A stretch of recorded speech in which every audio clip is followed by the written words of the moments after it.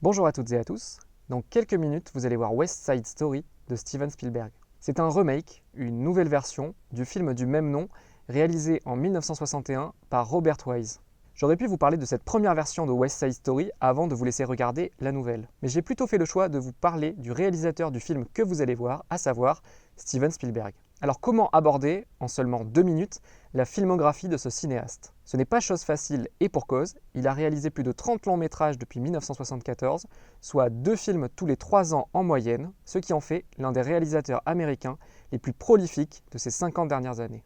Alors comment vous présenter sa filmographie en étant le plus exhaustif possible? En 1998, Dawson Leary, le personnage de la série Dawson, avait 3 manières de faire que je lui emprunte, à une époque où la filmographie de Steven Spielberg était 2 fois moins importante qu'aujourd'hui. La première, c'est par ordre de succès au box-office, à savoir les films qui ont eu le plus de succès. Jurassic Park, E.T., Les Dents de la Mer ou la série des Indiana Jones, auquel on peut ajouter La Guerre des Mondes ou son avant-dernier film en date, Ready Player One. La deuxième liste, ce sont ceux que Dawson appelait les films acclamés par la critique, comme La Liste de Schindler ou La Couleur pourpre, une catégorie dans laquelle on peut ranger des films plus récents de Steven Spielberg comme Le Pont des Espions, Pentagon Papers et Cheval de guerre.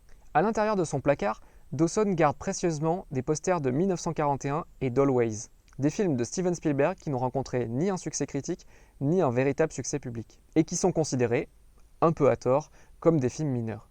Dans cette troisième et dernière catégorie, Dawson a très certainement dû rajouter, quelques années plus tard, l'affiche du film Le Terminal. Mis à part les suites de Jurassic Park et d'Indiana Jones, les plus de 30 longs métrages qu'a réalisé Steven Spielberg sont tous très différents. Il a ainsi parfois réalisé des films très grand public, très familiaux. Il est aussi considéré comme un maître de la science-fiction, et il maîtrise tout autant le genre du film historique. Tant de cordes à son arc, tant de films différents, et pourtant, il y a bien quelques points communs qui traversent le cinéma de Steven Spielberg. Il y a des thèmes récurrents, comme ce qu'on appelle l'éclatement de la famille nucléaire, issu de sa propre expérience familiale et du divorce de ses parents, et il y a des types de plans récurrents, ce qu'on appelle notamment le Spielberg Face. Ce sont des plans assez longs qui montrent des personnages regarder avec insistance quelque chose qui est hors champ, qui est devant eux, quelque chose ou quelqu'un qui semble les sidérer. Steven Spielberg prend un malin plaisir à faire durer l'attente et s'intéresse plus à ces personnages plutôt qu'à ce qu'ils et elles regardent.